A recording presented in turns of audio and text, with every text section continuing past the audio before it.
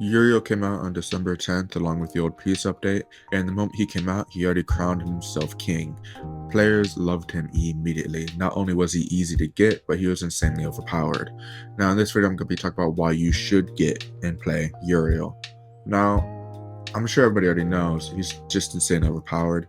Let's talk about his abilities first. His passives are just his demon minions. The moment you unlock the ability, these demons will spawn outside with you, and they will attack nearby enemies. Now his first ability is pretty simple. You activate it and then you get an aura of death.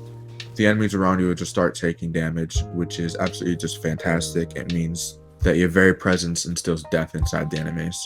And then if you decide to jump up and start bullet jumping, you can turn into a torpedo of death, which is also very fantastic for movement speed. Though it doesn't have the best turn radius, it still is pretty fast and pretty fun to use. And all this while priming enemies with heat status effects. His second ability is for his survivability and his sustainability.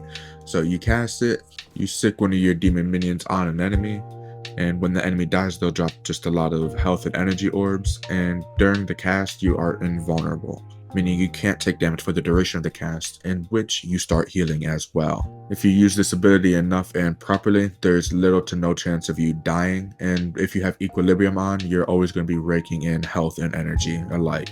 His third ability is for damage vulnerability. You cast this, and all of the enemies become vulnerable to damage. It is pretty fantastic. The demon effect here grants fire rate and extra damage along with a buff duration of 10 seconds, and that can be increased by your duration naturally. And then finally, the fourth ability. The fourth ability requires you to charge up that meter at your bottom right corner with the other abilities. This takes ages to charge up. It's one of his small few drawbacks that people don't like. And honestly, he needs something to balance him out. The meter is perfectly fine. You cast 4 and then you just domain expansion, dealing insane amounts of damage to everybody in their circle. My Uriel is unleveled and it's still shredding level 195 enemies with ease. That is just how powerful this ability is, and it lasts for as long as the duration, and the enemies that stay in it the longest start taking more and more damage, up to 10 times. And so with his abilities out of the way, I'm sure you can already tell why people like him. But let's go into the reasonings. First off, his exceptional mobility. Like I mentioned, his first allows you to turn into a torpedo, and people just love that. It's fun to use, it deals damage to enemies, primes them, absolutely fucks them up.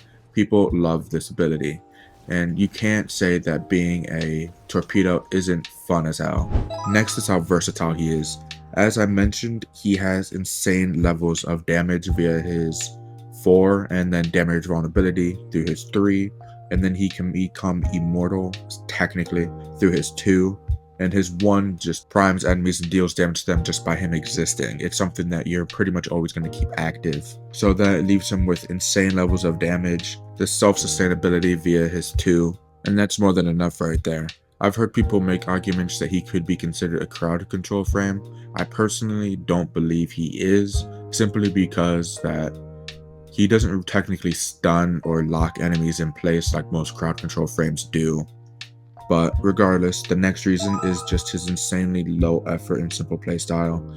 As I mentioned, all you have to do is press a button and he starts doing damage to those around him. You press a simple button and you start gaining self-sustainability. You press a simple button, you deal insane damage vulnerability to enemies around you. You press a simple button and then everything gets nuked by your domain. It's insane, and there's no real upkeep to anything. All you have to do is make sure you press 2 occasionally to make sure your demons don't die, because your 3 takes demons' health, and obviously your demons can take damage from other enemies. So 2 heals not just yourself but also your demons. This makes him an incredibly simple Warframe, and that's actually just fine. He doesn't have insane levels of upkeep. There's nothing to really focus on when you're playing with him. Only thing you gotta focus on is his demon's health and his own health, and then everything else is just golden. I'm really happy they didn't make his Brimstone bar in any way similar to Ember's Immolation bar, because then, honestly, I don't think he'd be as good. People would be complaining about that quite a bit, I think. And now the last thing I want to focus on is just how easy he is to obtain.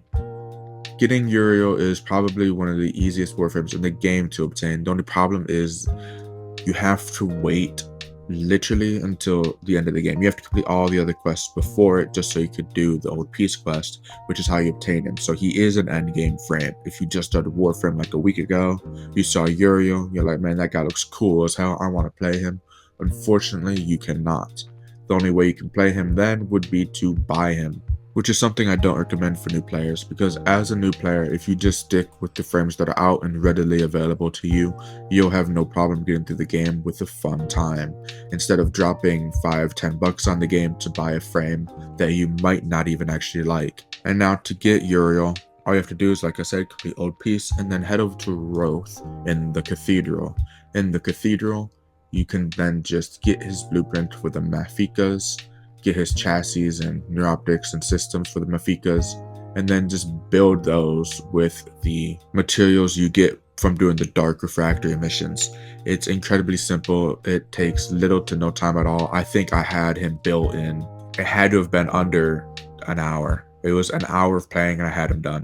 And so with that being said, that's pretty much just about it. There are more than a few points that could be talked about with Uriel, but they'd be recycled and just more in depth on something I already went into, and there's no real point to do that, at least not in this video. And so with that being said, that's pretty much just about it. If you guys have any frames that you absolutely love or absolutely hate, please let me know. And if you have a frame you think is just innately better than Uriel, please let me know as well, because I'm very interested to find out what people think of Uriel, more than what I've already heard through region chat.